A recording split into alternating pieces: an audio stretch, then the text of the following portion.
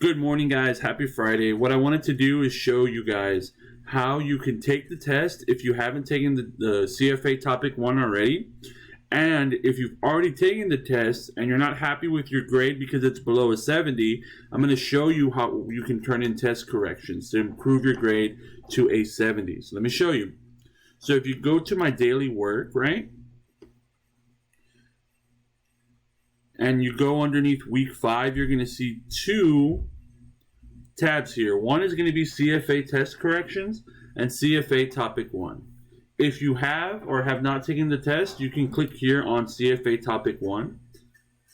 And what's going to pop up here is going to be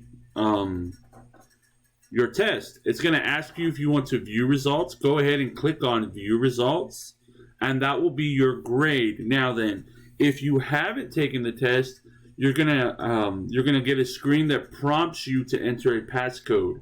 I will put the passcode on today's Canvas page. You just enter the passcode as such, and you'll get access to the test. All right. So let's say you've already taken the test and you're not too happy with your grade and you want to improve it to a 70. So going back into CFA Topic 1, you click on View Results. It will show you each and every individual question that you have missed in the test. What I want you to do is, on your own sheet of paper, do test corrections or correct every single question that you got wrong on the test on your own sheet of paper. Once you're done correcting every single question you got wrong on the test, you're going to go here to where it says CFA 1 Test Corrections. And this will allow you to submit a file of your test corrections. So you would take a picture, you'd save it on your phone, and then you would upload it here to Canvas on this page. You just scroll down and it's going to allow you to upload a file, okay?